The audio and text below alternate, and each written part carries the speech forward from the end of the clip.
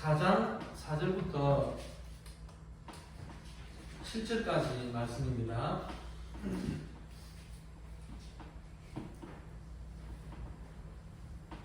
같이 보겠습니다. 주 안에서 항상 기뻐하라. 내가 다시 말하노니 기뻐하라. 너희 관용을 모든 사람에게 알게 하라. 주께서 가까우시니라. 아무것도 염려하지 말고 다만 모든 일에 기도와 간구로 너희 구할 것을 감사함으로 하나님께 아뢰라. 그리하면 모든 시각에 뛰어난 하나님의 평강이 그리스도 예수 안에서 너희 마음과 생각을 지키시리라. 아멘. 오늘 말씀의 제목은요, 예수 그리스도로 채워진 삶입니다. 여러분 기억하시겠지만 우리나라의 그 축구 국가대표 선수 중에 이영표 선수라고 있습니다. 이영표. 이분이 교회 집사님이라고 하더라고요. 이게 주중에 우연찮게 이분이 이제 간증하는 것을 듣게 되었습니다. 그런데요, 이분의 꿈이 뭐냐 그러면 축구 선수가 되는데 국가대표가 되는 것, 그리고 국가대표가 되어가지고 유럽에서 선수 생활을 해보는 게 꿈이었다라고 합니다.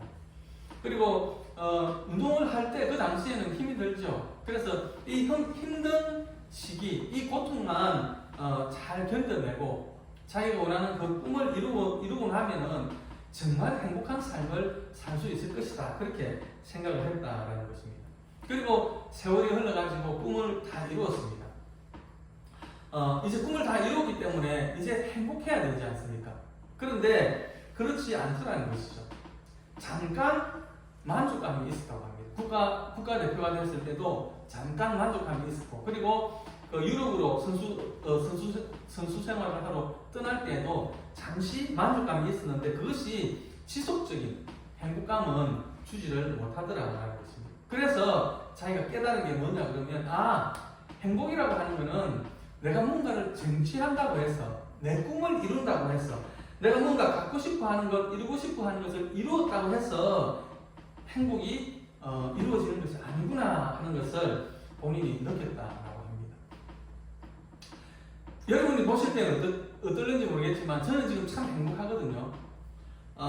사랑하는 아내가 있고, 또 자녀들이 있고, 또 제가 사랑하는 또 우리 기리주 목사님도 계시고, 또 사랑하는 성도님들도 계시고, 함께 예배할 수 있다는 것이 저는 너무 기쁘고 행복합니다.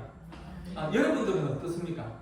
여러분들은 행복하십니까 지금? 네, 행복합니다. 네, 감사합니다. 하나님의 위로와 평안이 여러분들과 그리고 가정과 신령과 일터에 충만히 넘쳐서 참 만족함을 누리시기를 주님의 이름으로 축원드립니다. 오늘 이 본문으로 잡은 빌립보서는요, 다른 제목이 뭐냐 그러면 기쁨의 서신이라고 합니다. 기쁨의 서신. 왜냐하면 내용이 기쁨과 긍정적인 내용으로 가득 차 있기 때문에 빌립보서를 가리켜서 기쁨의 서신이라고 합니다. 그런데요, 아이러니하게도 이 서신은 바울이 로마 감옥에 있을 때 쓴 겁니다. 감옥이라는 것이 그렇잖아요. 춥고 배고프고. 근데 그때 당시니까 얼마나 또 환경이 열악하겠습니까? 최악의 상황에서 어떻게 이렇게 긍정적이고 기쁨의 서신을 쓸 수 있었을까요? 감옥 안에서 바울은 정말로 기뻤을까요? 저의 생각은 바울에게는 정말로 그런 기쁨이 있었다라고 저는 개인적으로 그렇게 생각을 합니다. 그렇기 때문에 사절에 보면 항상 기뻐하라, 내가 다시 말하노니 기뻐하라 라고 말을 했던 것 같습니다.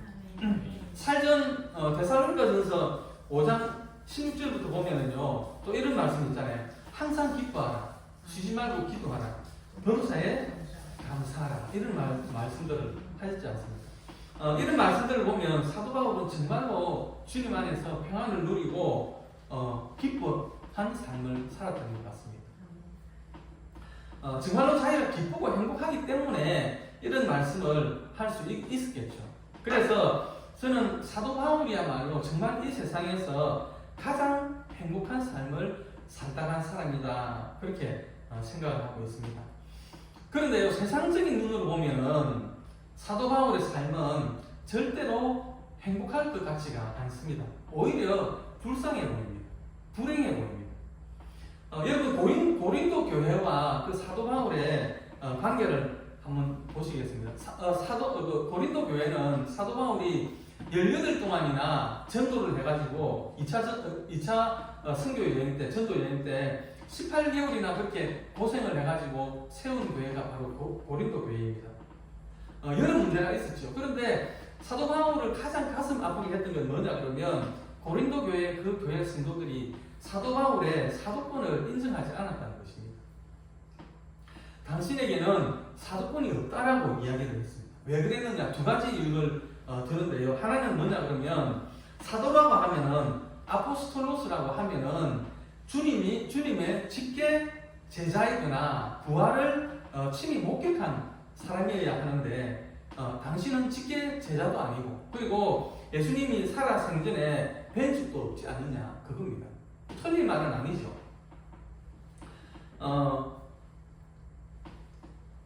바울은 그 주님이 살아 계실 때에 본 적이 없습니다.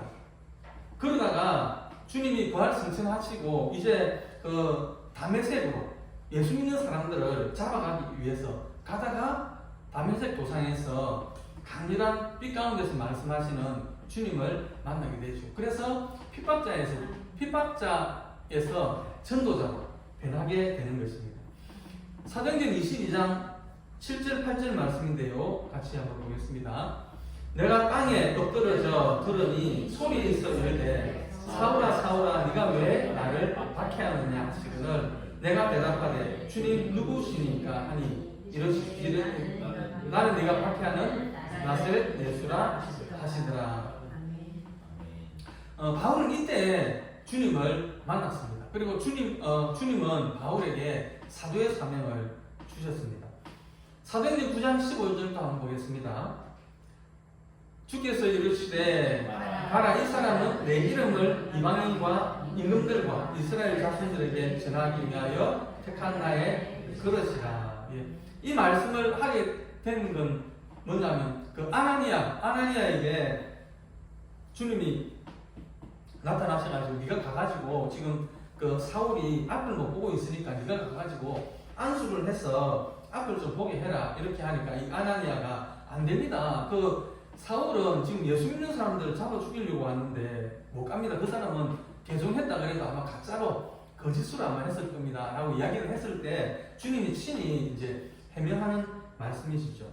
그럼에도 고린도 교회 성도들은 계속해서 바울의 자격을 시비를 계속해서 겁니다. 고린도서 10장 10절도 같이 보겠습니다.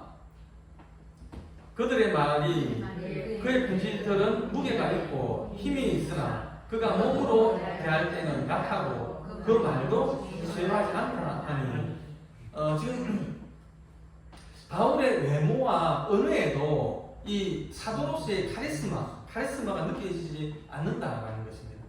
그래서 사도 바울은 사도로서의 자격이 없다라는 것입니다.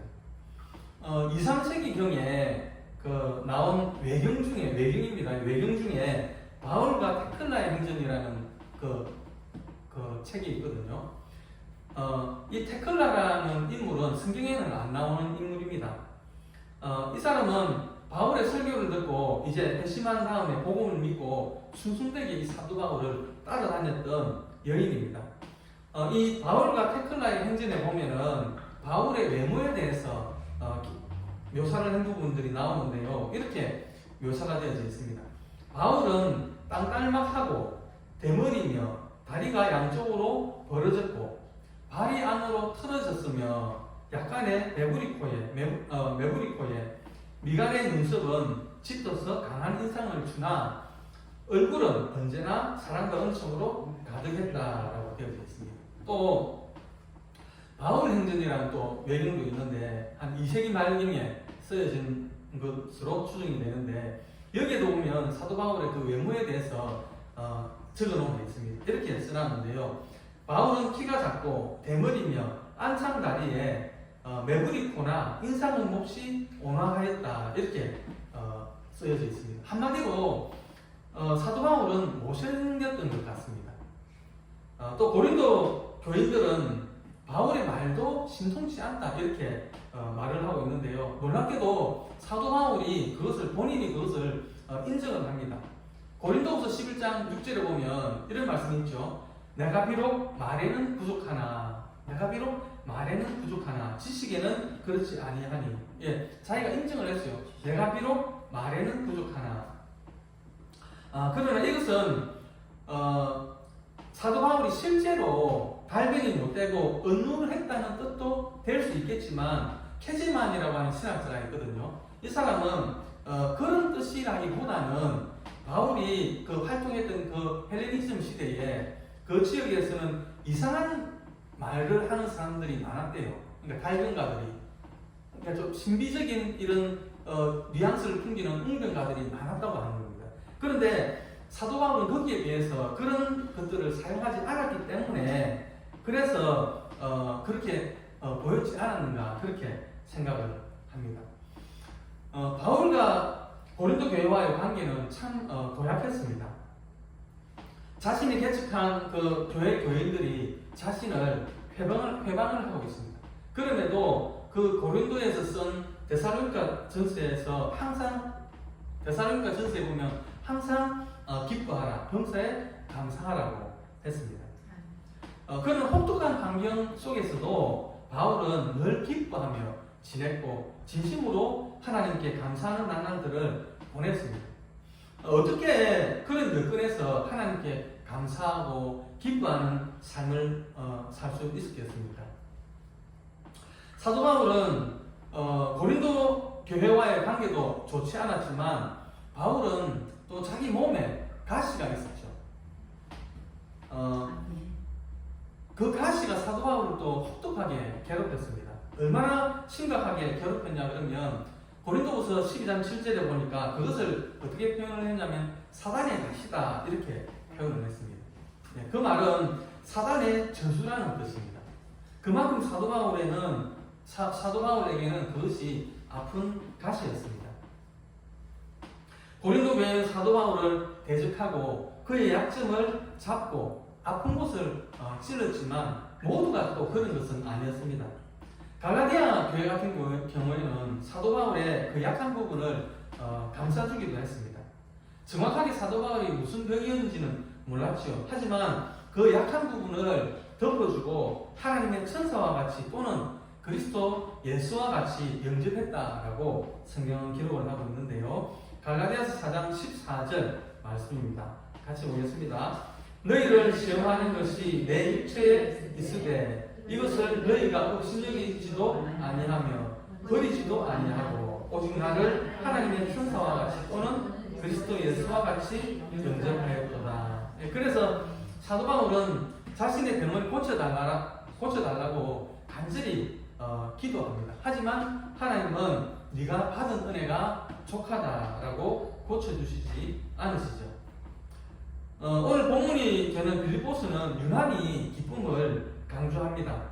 그래서 서두에서도 말씀을 드렸지만 빌립보서의 별명은 기쁨의 서신입니다.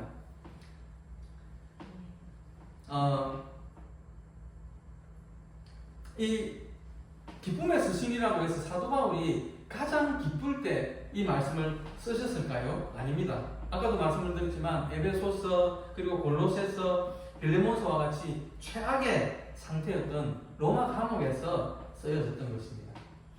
백발이 승승한 노업 사도가 언제 끌려나가가지고 참수를 당할지 모르는 그 사형수가 기쁨에 충만한 편지를 쓴 것입니다. 바울은 이 세상에서 가장 행복한 사람이었습니다. 우리는 보통 기뻐하고 감사할 일이 있어야 기뻐하고 감사하지 않습니까? 우리가 말하는 기쁨, 감사는 철저히 조건 반사적입니다. 상대적이고 본능적입니다. 감사할 일이 없으면 감사할 게 없습니다. 그런데 바울이 고백하고 바울이 우리에게 권하는 감사는 그런 것이 아닙니다. 내가 전도한 사람이 나를 배신해도 내 몸에 가시 같은 병이 있어도 그걸 놓고 아무리 기도해도 하나님이 그 기도를 들어주지 않아도 무고하게 감옥에 잡혀가가지고 고초를 당해도 사형수로 수감 생활을 해도 감사하고 기뻐하는 불가사의한 감사, 전천후의 감사, 무조건적인 감사, 그런 수수께끼 같은 감사입니다. 그렇지 않고서는 어떻게 내일이면 끌려나가가지고 목이 잘릴지 모르는 감옥에서 감사할 수가 있겠습니까? 우리도 그런 감사하는 삶이 과연 가능할까요? 바울처럼 역설적이고 전천후의 감사를 할 수 있을까요? 사도 바울은 우리에게 내가 사랑하는 대상으로 나를 가득 채우라고 말씀을 합니다. 갈라디아서 4장 19절 말씀 같이 보겠습니다. 나의 자녀들아 너희 속에 그리스도의 형상을 이루기까지 다시 너희를 위하여 해산하는 수고를 하노니. 해산하는 수고를 하노니 아기를 출산하는 일은 죽을 만큼 고통스럽다라고 합니다. 그럼에도 불구하고 엄마들은 임신을 하고 출산을 합니다.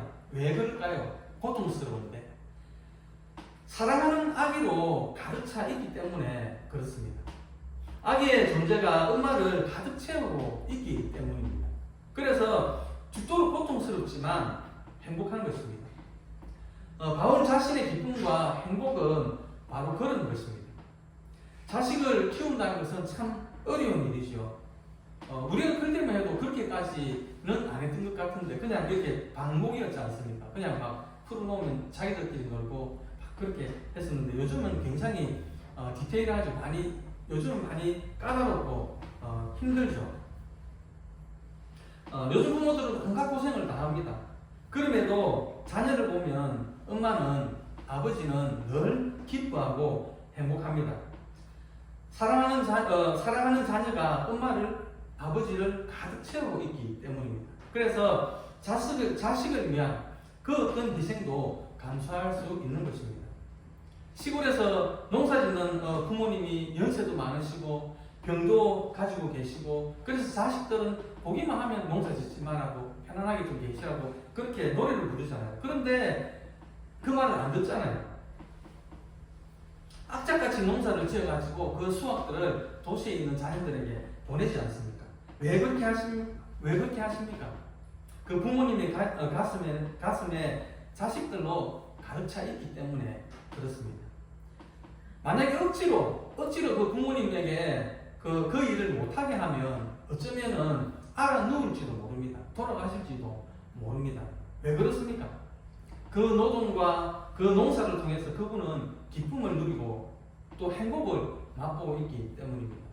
그래서 객지에서 살고 있는 자식들에게 객지에서 일은 고되고 힘들지만 그 객지에 살고 있는 그 자식들로 이 부모님의 가슴은 가득 차 있기 때문에 그렇습니다.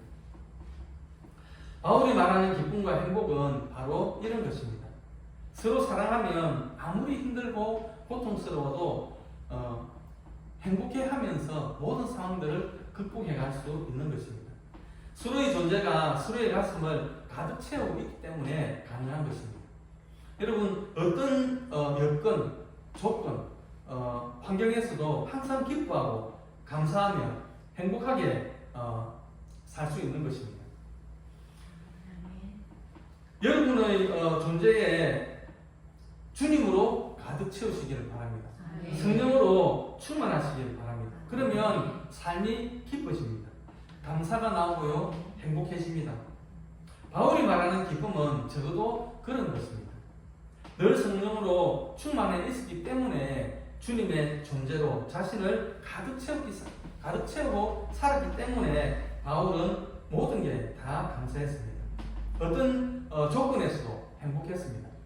인간적으로 보면 바울보다 더 최악의 환경은 없을 것입니다. 결국 꿈 같은 이야기가 아닙니다. 비현실적인 망상이 아닙니다. 우리도 주님으로 가득 차면 늘 기쁨 속에서 살아갈 수 있습니다. 부디 주님으로 충만하시기를 바랍니다. 성령으로 충만하시기를 바랍니다. 그 순간 우리의 삶이 달라집니다. 행복해집니다. 우리도 바울처럼 기뻐하며 살 수 있습니다.